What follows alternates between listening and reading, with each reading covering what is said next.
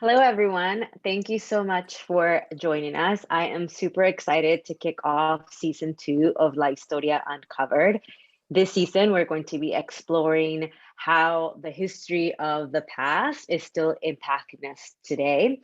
We're going to start the conversation off today talking about voting rights and how voting suppression has shown up in Latino communities, how we can better contextualize voting rights as a Latino issue.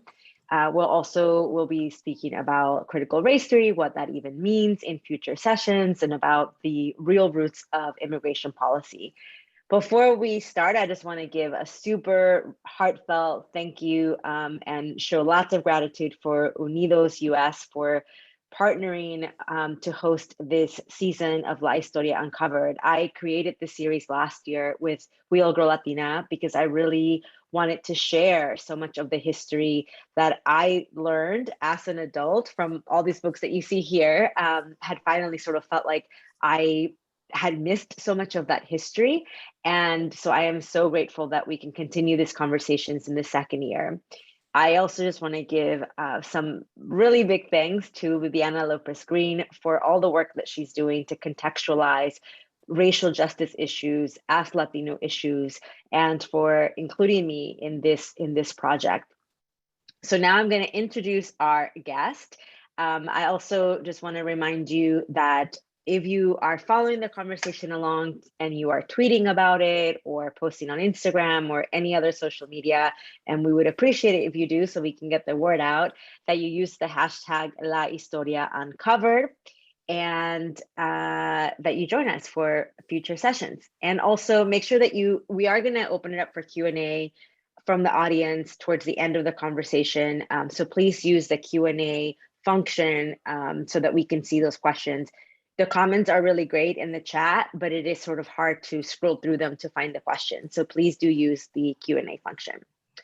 And with that, I want to bring in our guest, Victoria DeFrancesco Soto, who is the Dean Designate of the Clinton School of Public Service at the University of Arkansas, and currently serves as the Assistant Dean at the LBJ School of Public Affairs, and is a political analyst for NBC News and Telemundo. Victoria is the first Latina dean at a presidential institution, and she was named one of the top 12 scholars in the country by Diverse Magazine.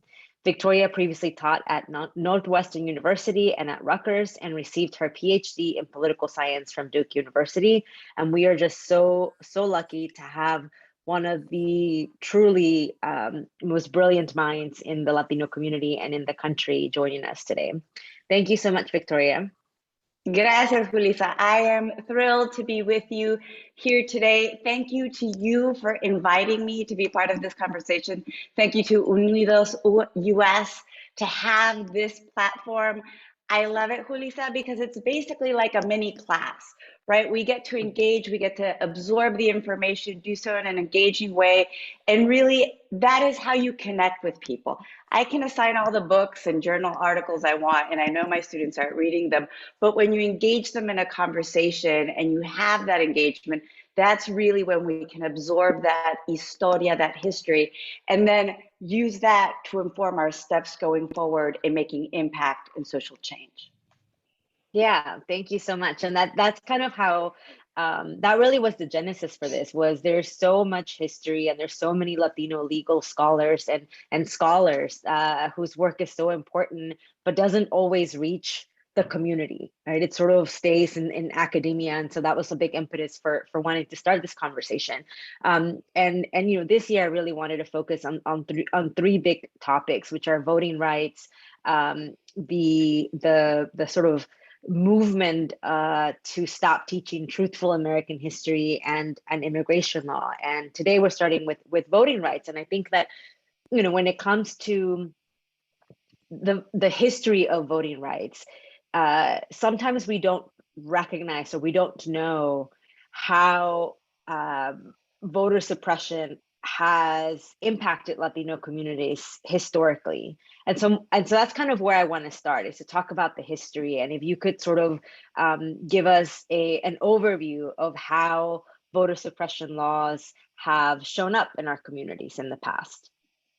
And I'm so happy that you are shining a light on the effect of voter suppression on Latinos.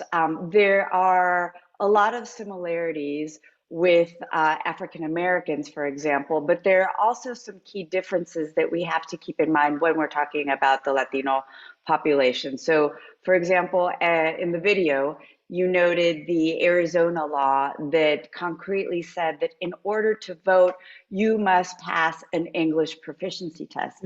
So right out of the gate, we see that for Latinos historically, going back over 100 years, language has always been a major impediment and something that the VRA ultimately tried to remedy. So I want us to keep in mind the language issue, because this is something that to this day we are still dealing with in terms of trying to knock down that impediment.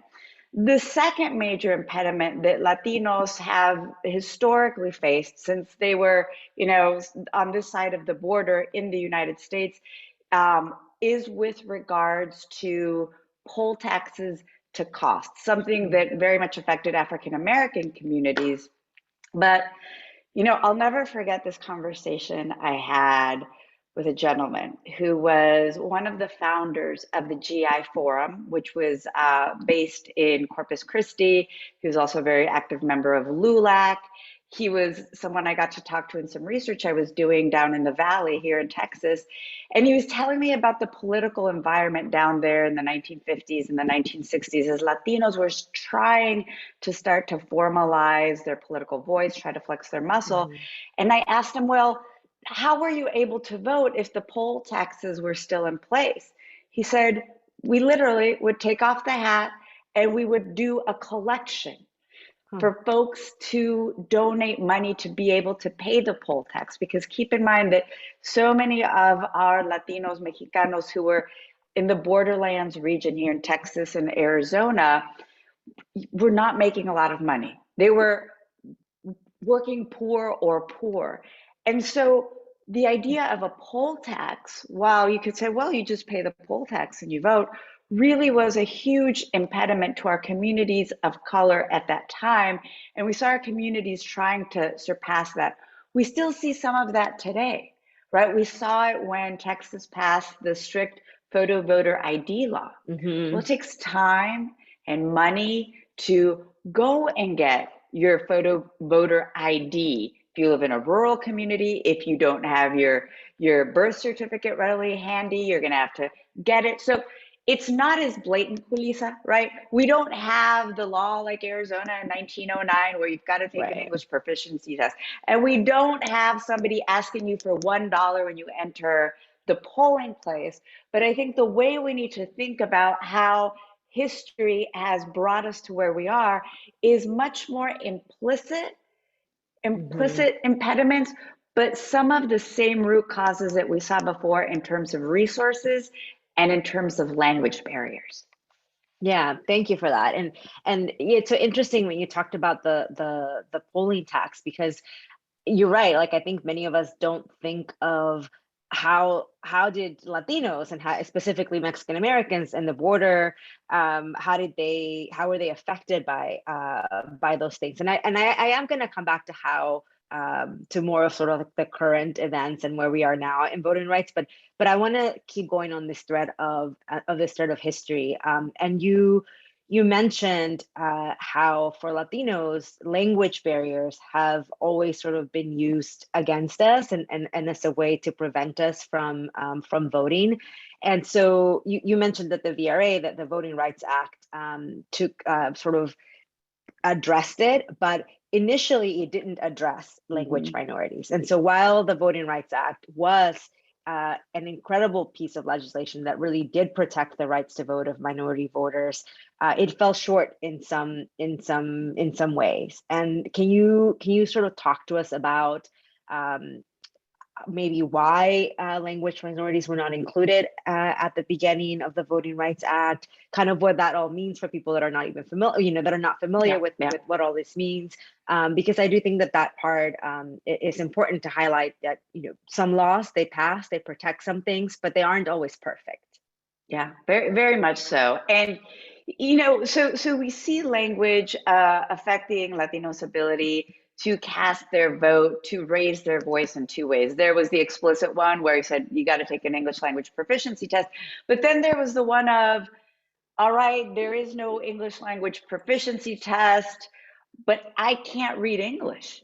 I've been living, here in the Rio Grande Valley. I mean, you guys know, in areas across the Southwest, you have communities where literally sometimes the border crossed them and they may not be English proficient or had not been English proficient.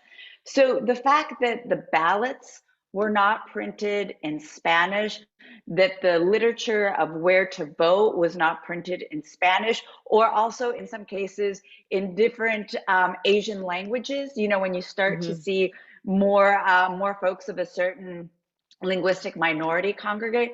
So that it's not a law in the book, right? There's not an outright denial of the vote because you speak Spanish, but the fact that you can't access the ballot when you have a community where hundreds, thousands are Spanish dominant, that's curtailing the right to vote.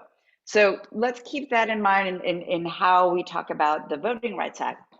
So the Voting Rights Act of 1965 was landmark, right? It was signed by President Lyndon B. Johnson, and was very much a reaction to the blatant and horrific denial of the vote to African Americans in the South, right? Because whereas with Latinos, there was kind of the Arizona law, the majority of the laws that we saw throughout the South predominantly affected African Americans. So that the intent was to right that wrong.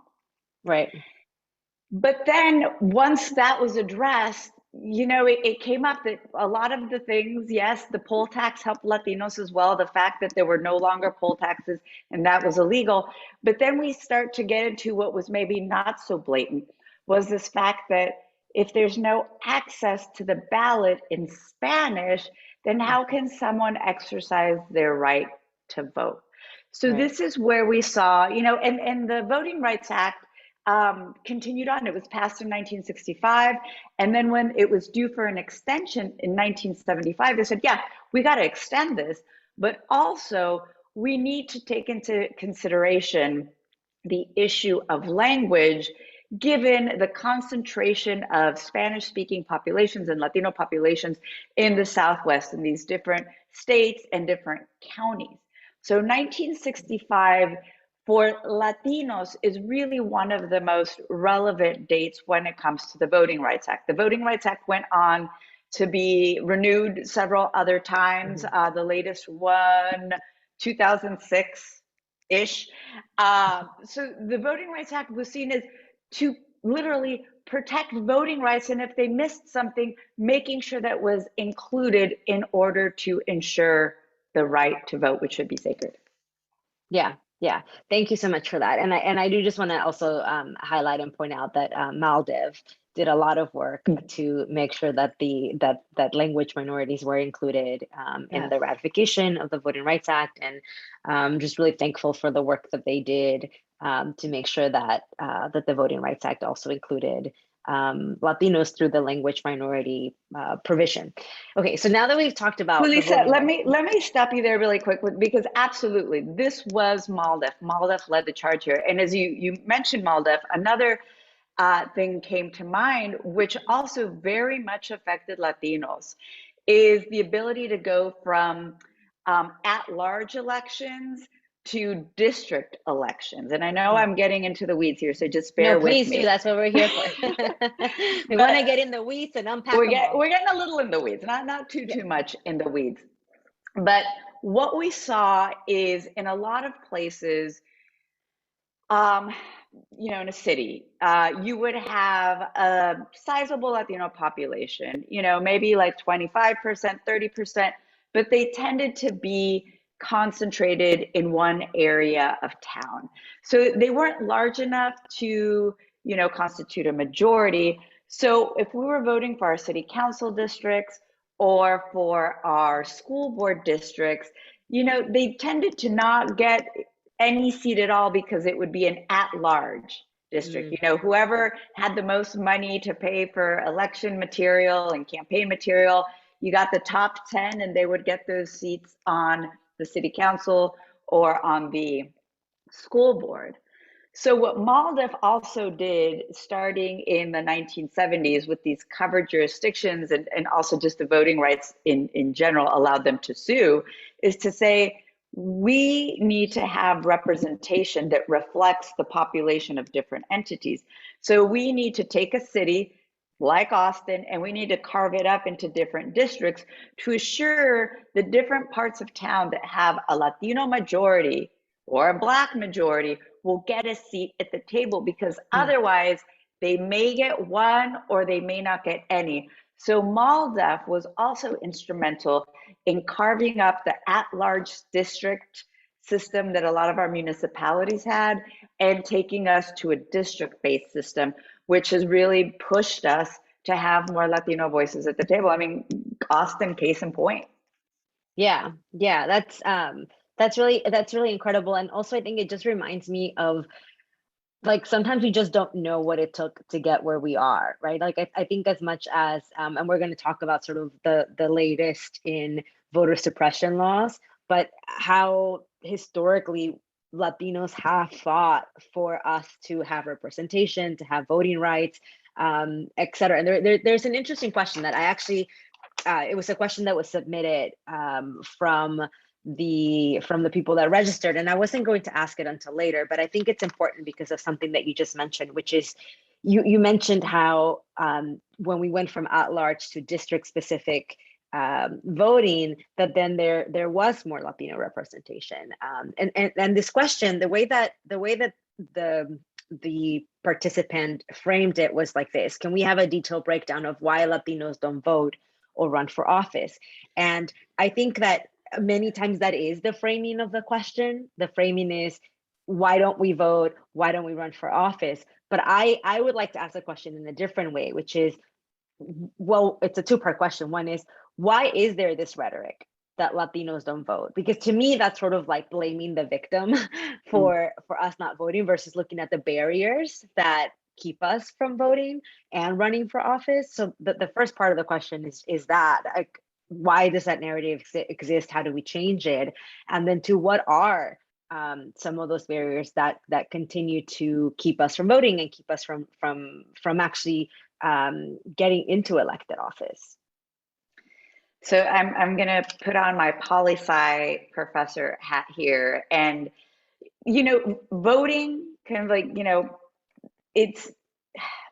there are a number of determinants of why people turn out or why they stay home.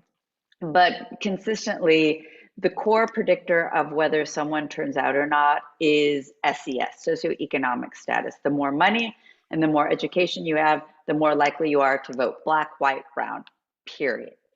So starting at kind of that individual level, we know that regrettably our Latino community is still trying to work its way up the SES ladder, right?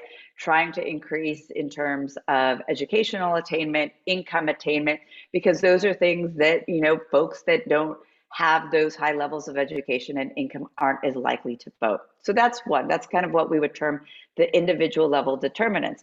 And then to your point, Julissa, there are the institutional determinants of why people vote or why they stay home. And so here, we have, ability to access the polling places, number of polling places, registration, looking at different rules related to registration, to voting, to mail-in voting. So it's a combination of those two.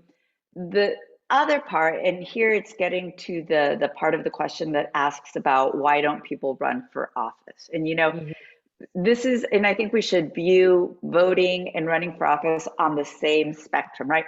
They are all manifestations of political participation. And so I think kind of two things.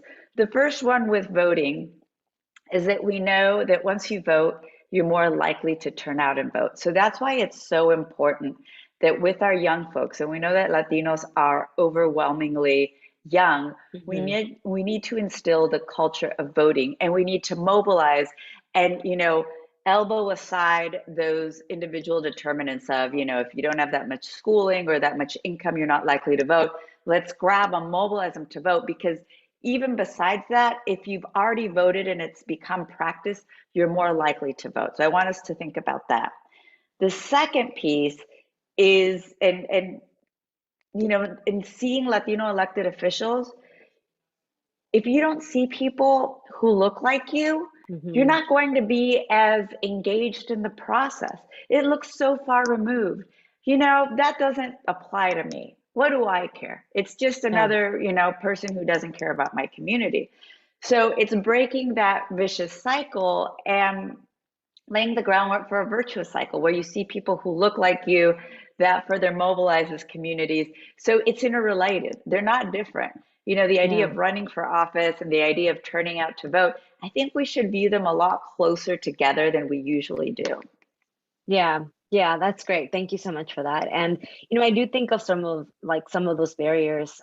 Like for example, I have some relatives in Texas who were trying to get birth certificates for their kids, right? They are undocumented, and now they go try to get this birth certificate in order to then be able to register to vote, in order to be able to get an ID, which you need to vote, right? And all of a sudden, there are all these requiremements for how to even access that birth certificate record, right? So if you're an undocumented person who your kid is a citizen and you're just trying to get their birth certificate, you cannot use your matrícula consular. You cannot use your Mexican passport. And so the requirements and the barriers to access the things that we need in order to vote are really high, and they're really difficult to navigate sometimes. So I do, no, go ahead.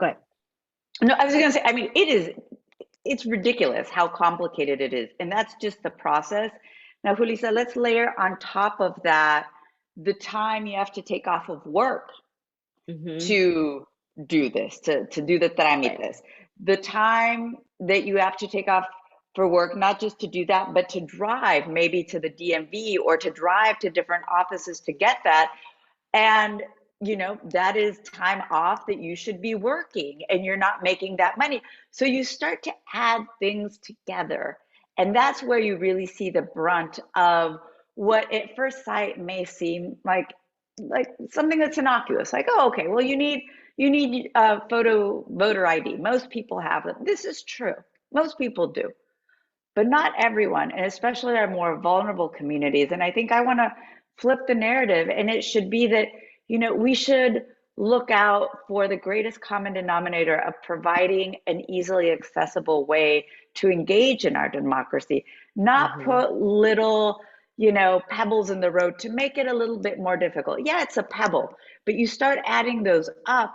And that is, what concerns me and worries me so much in terms of kind of the fabric of our democracy, of our civic engagement, because voting is at the root of it. Yeah.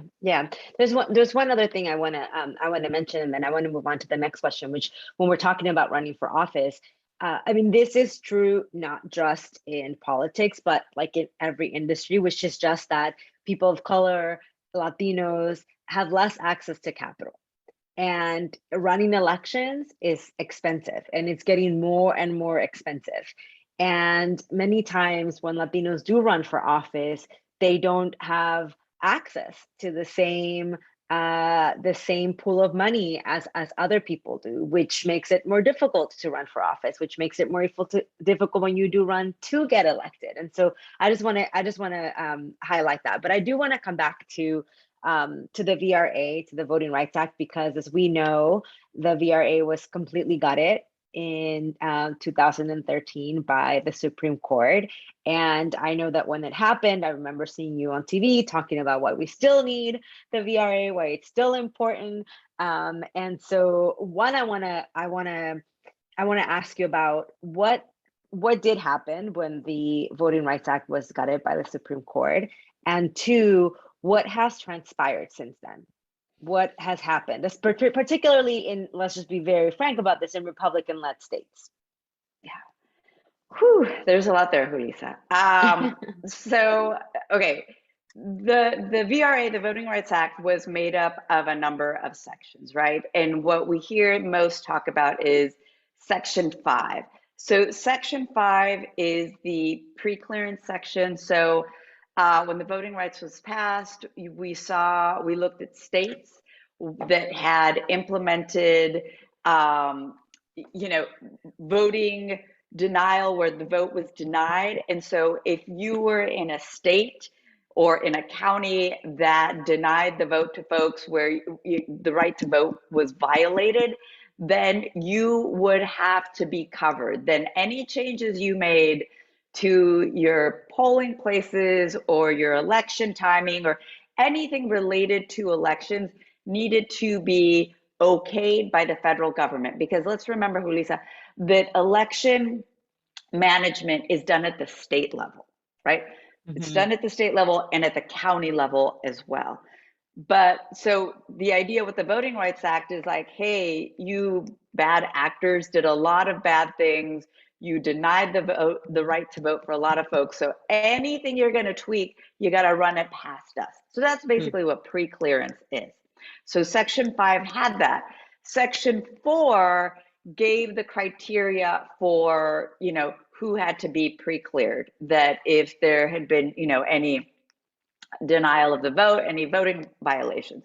So what the Supreme Court did in 2013 is it gutted Section 4 of the Voting Rights Act, saying, you know what, we don't need, this anymore, which in essence left Section 5, the covered jurisdictions, a moot point. And I'd invite your viewers to, just do a little bit of research on the case. But the case that was brought to the Supreme Court by Shelby County was basically this. In 1960, there was, and I'm not sure of the numbers, but like 10% of the Black population was able to vote, or even less. And 65% of the white population was able to vote. By 2010 or 2012, when the case was brought up, Black turnout was actually higher. So the argument was, we don't need these protections anymore because African American turnout has actually surpassed white turnout. So that's a super simplified kind of overview of SCOTUS of Shelby v. Holder. So that's where we see Section 4 gutted. Like, no, there is no longer a need for this. There was a need. There is no longer a need. But, okay, maybe in this jurisdiction it wasn't, but what about other jurisdictions? Right. Or what about other circumstances where it may be needed? So I think that's the problem with, the Supreme Court coming down and taking away Section 4. We don't have pre-clearance anymore. And it allows for folks who are going to be curtailing voting rights to do so, without any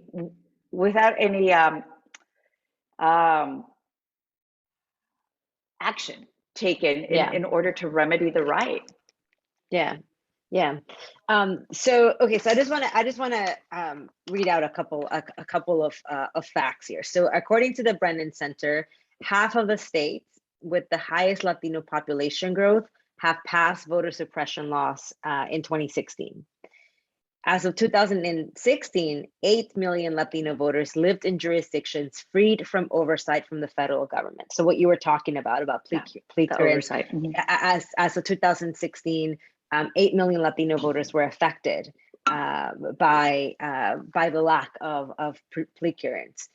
As of April 2021, 47 states have introduced over 350 bills aimed to restrict voting in communities of color. 2 of those states that have passed such laws, Arizona and Texas. And there's been a lot of discussion about what the Texas bill does, what it doesn't do, who it affects, but we do know that many of the provisions in the Texas bill were targeted to Harris County, which has a very large majority Latino population. So can you, being in Texas, what was this Texas law about? And is there a risk for other states to replicate the same kind of laws? Right. So I'll start with the second question, Julissa, because if there's one thing we know is that states like to copycat each other, right? So one Mm-hmm. state does something and the other one's like, oh, I'm going to do that. I mean, we have seen this not just in the voting laws, but for example, the abortion law that Texas passed, Florida is already in the works of having a similar one. So we see contagion, right, of bills. In terms of what this does, it just, the way I've described the Texas law is a death by 1,000 cuts. So there's Mm. no kind of one provision that is like a whites only primary or a Right. poll tax. It's not, but it's the fact that you can't have drive-through voting. You can't have 24-hour voting, things that, were put into place in the largest counties here in the state, which also happen to have the largest minority populations. And if you'll recall, Julissa, a little earlier on, I talked about the profile of the average Latino voter. It tends to be lower SES. So bear with me on this. Yeah. Lower SES people, tend to work in the service sector. They don't have 9 to 5s. They don't have flexibility. They're not working from home. So when you talk about drive-through voting, when you talk about 24-hour voting, who does that serve? Technically, it Right. serves everyone. It serves everyone who tends to be lower SES. But because of the makeup of Harris County, we know that that disproportionately impacts Black and Brown communities, right? So you start to see these things. The other thing that they attempted to do but did not end up happening was shortening the hours on Sunday, souls to the poll. So again, they didn't Mm. say no more Sunday voting. They just said 2 hours less. Mm. Like that again. And another piece that always worried me very much was allowing for partisan poll watchers. And this Yeah. was very scary to me because as a student of politics and a student of history, I am very clear-eyed about how intimidation and violence can take place in polling places. So you pay your polling tax or you get into the polling place, but if you have folks, partisan observers, not nonpartisan observers watching you, you can see how that may conjure up folks Yeah. feeling very intimidated and saying, you know what, it's not worth it. I'm not gonna go. I don't know what's gonna happen. There's been a lot of violence. I'm going to sit this one out. So it's all of these little things that you start putting together where you see that it has that suppressive effect. I wouldn't say that there's Yeah. one single standout. It's the cumulative effect of this law and other similar laws aimed at voter integrity, which I see as in effect restricting the vote. Yeah, thank you so much for that. That was a really awesome explanation and really puts things into context. So now that we've talked about the history of voter suppression laws, we've touched on some of the laws that have passed more recently that are aimed to restrict our right to vote. I do want to move on to changing the conversation and how we change the narrative to help us Latinos see ourselves in the fight for voting rights. Because I do think that many times when we talk about voting rights, they're not contextualized through a Latino lens, or maybe it's that we don't see that it is also our fight. And so how do we begin to talk more about voting rights in the context of Latinos and through a Latino lens? So how do we do that? And then also, are there sort of organizations, people that we should be following that are doing incredible work in the voting rights space? Okay, thanks, Julissa. So I failed to mention when I was talking about the different parts of the Texas law that one of the parts was a language piece, right? Mm. Where you can't have assistance in the polling place. But you go with your abuelo or your abuela and they Mhm. don't know how to read English and you want to help them. They were making it a criminal offense potentially if you were seen and you didn't get the right documentation that you were helping someone. So again, another cut, and I think something that's Yeah. very relevant to our community, where you have mixed households, where you have folks who speak different languages. So I think that is one piece that I forgot to mention. I think also applies to this notion of how is this relevant to Latinos? Latinos still have sizable pockets that are not English dominant. So the issue of language and any voter bills that deal with language or language assistance, we have to be very careful of that. And, you know, in terms of how is this applicable to me, how do you make it applicable to folks? I think first and foremost is taking a step back and highlighting the importance of the vote and relating it to what people care about. Because if you just say, hey, turn out and vote, that's pretty abstract, and especially to a young person who may not be in the practice of voting. But the way I always see it is link it to something they care about. You know, whether that's student loans, whether that's social justice, whether that's reforming the criminal justice system, whether that's immigration because your parent is undocumented. I always start with that and then bring in the voting conversation. And you asked about organizations that you know, that are able to do this. I mean, there's so many nationwide within our different communities. I mean, Unidos US is, you know, at the forefront of this.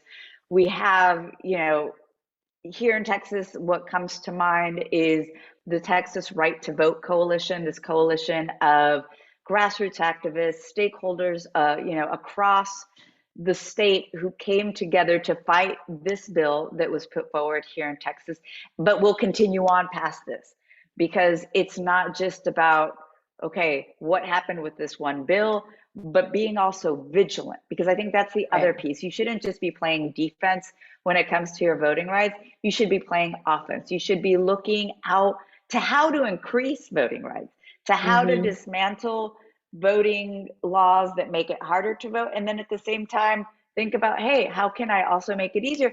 And we've seen that with states, you know, like in Colorado and California, they are working with that proactive model. So I also want to push us to look to that as the future and that we can get there. Yeah. I mean, I do have to say that when Senator Padilla was the Secretary of State here in California, like he did an incredible job of expanding the right to vote. I mean, it is really simple to vote in California. It is simple to register to vote in California, which is where I live now. And you know, when I do compare that to what like my family has to go through, my friends have to go through in Texas to vote, you know, it's like it's night and day. And so I do think that there are examples of states to follow. There are examples of I actually I forgot to ask this question about Willie Velasquez, who was really a pioneer. But I do want, I guess maybe I will come back to that because I think that part of it is, to me, in sort of changing the narrative of how voting rights is a Latino issue. It's important for us to also remember who those people were that have fought for our right. I mean, you mentioned the GI Forum, but I know that you've also LULAC, yes, Unidos. I mean, you know, all of these organizations and people who have really protected our right to vote and who have stayed vigilant. Am I saying that word right? Vigilant. ESL. I always like, there's certain words that I just can never remember how to pronounce. Well, because there's vigilant and vigilante. So right. I'm not going to go there. This is why I'm a writer, because I can always remember how to spell the words. I just don't always know how to pronounce them. But if I know you've written about Willie Velasquez, and I wasn't familiar with Willie Velasquez. So can you? I think that'll be a sort of a good note to transition into some of the questions from the audience, because he is so inspirational in terms of the work that he did.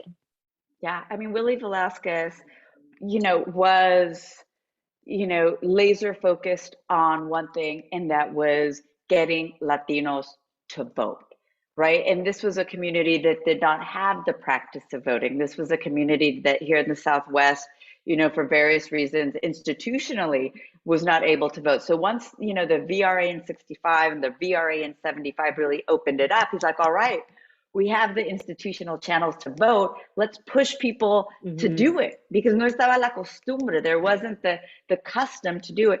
And so Willie Velasquez is a pioneer, the Willie Velasquez Institute. And that is really, you know, where we see, you know, other organizations come in and start working, like Naleo. We see, you know, and what the beauty of it has been, really, if we look at the last 50, 60 years of Latino political voice, we see this beautiful quilt of folks like Willie Velasquez, who really focused on turnout and registration and getting folks to vote. We see Maldef fighting on the legal front. You know, then we see Naleo focusing on the elected officials, and organizations like Unidos kind of bringing it all together and providing umbrellas and helping our state and local entities also feed in and get those resources. So, I mean, I know sometimes it's easy to get down and to get, you know, frustrated at what we're seeing on the ground in various states. But at the same time, I am feeling very optimistic about the infrastructure that the community has been able to build to fight and to work to build a future where voting is not just not impaired, but cultivated. Yeah, thank you for that. And thank you for, and I do encourage everyone to Google Willie Velasquez after this and to read about the work that he's done, because it's really inspirational, incredible. And I think it really gives us a blueprint for how we can energize our community. Okay, so there's a great PBS documentary on Willie Velasquez. Oh, there you go. Great. I feel like PBS does really does have, I mean, they also have that Latinos in America 12 I'm such part a PBS nerd, so I'm documentary. like, yes, go there. Yes, and yeah, and a lot of them you can find like on YouTube, a lot of those documentaries. So they're not difficult to access. Okay, so I want to take just a couple of questions from the audience. If you do have a question, make sure that you use the Q&A function. We do have a question from anonymous attendee. Hello, anonymous attendee. And this is actually a great question, which is, how do we keep our community voting turnout high when the narrative after big elections is that we did not turn out, when in fact we have delivered, continue to deliver?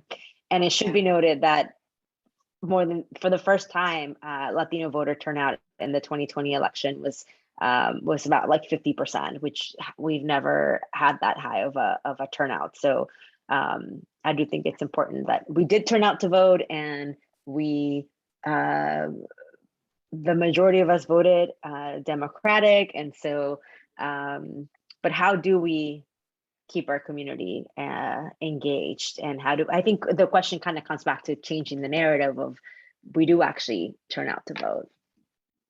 Yeah, and Lisa, I'm going to go back to what I said earlier. I'm going to lean heavily on our local stakeholders, our communities that really are able to, you know, link what matters to people to the vote. Like here in Austin, there's grassroots leadership. They're at the forefront of social justice and criminal justice reform. So they do tremendous work mobilizing folks and communities. So, you know, people who feel passionately about those issues, you link up the right to vote and you go forward. You know, nationally, we have Voto Latino who does that too. So I think, you know, again, until it gets to be muscle memory that our community is consistently voting and to push up against those harmful narratives, I'm looking at our local stakeholders and also our national ones that support our local stakeholders as well. Yeah, great. And I also just want to encourage people that, you know, if you are thinking about running for office, that there are, I think sometimes we forget about how many different elected positions there are, because it's not just, you know, at the federal level to be a congressman or to be a senator, but there are also city council positions. There are school board positions, which are so important. I mean, I think so many of our problems could be solved if we just had a different education system. If our students had access to quality education, if we were learning some of these things, some of this history in school, and a lot of those decisions are made at the school board level. So, so definitely, I encourage all of you to, if those are some of your aspirations to be in politics and to run for office, to just go for it. Okay, are there any final questions from the audience? We did get another one, but I think we sort of have answered of how people can be politically active. I think this voting rights and redistricting, you sort of touched on it already also. So before we let you go, Vicky, can I call you Vicky? Please. I think you told me to call you Vicky. So I now told like, you to call me Vicky. But I My started name's with too long. Victoria. When I started with Victoria, and then I was like, oh, I don't know if I can switch it up now and call her Vicky. But just before we end today, I just wanted to see if there were any sort of final remarks that you wanted to share with us, any final thoughts. Yeah, I want folks to leave this conversation thinking about voting rights in the same, and at the same time thinking about redistricting, because they are intertwined. And while, you know, the ability to access the ballot is supremely important, and we need to safeguard that, at the same time, we can't take our eye off of the impact of whether or not our vote is going to have an impact. And, you know, in you know, the gerrymandering and the packing and the cracking, you know, let's just say that, you know, you're able to vote all you want, no restrictions, but then you're packed into a district where, you know, your vote is diluted, your voice is diluted, or your community is cracked, so you're not able to have a voice, then that is also impinging on the right to vote. So I also want folks to think both about voter access, but also redistricting. Yeah, thank you so much for that. That's super important. The two are absolutely linked. I also want to encourage all of you that, you know, we elected people in office to represent us, and they work for us, and so we should continue to remind them that there are bills currently in the House and in the Senate that they should support and that they should bring up to a vote, so that we can safeguard our really sacred right to vote, and all of these other issues that we're talking about. Well, thank you so much, Vicky, for joining us on this first episode of La Historia Uncovered Season 2. I'm looking forward to the rest of the sessions, which the next one is going to be on November 9th with Ian Haney Lopez, which I'm so excited to talk to him about, you know, truthful American history and critical race theory and all of these issues. And then on December 7th, we'll be speaking with Unidos's Charles Kamakasaki about the real roots of immigration policy. So thank you everyone for joining us. Make sure that you join the next sessions. Tell a friend if you enjoyed today, and feel free to send us any questions that you have for future conversations. Thank you so much. And again, thank you so much to Unidos and the Mujerista, who is our media partner. Have a great rest of your day, everyone.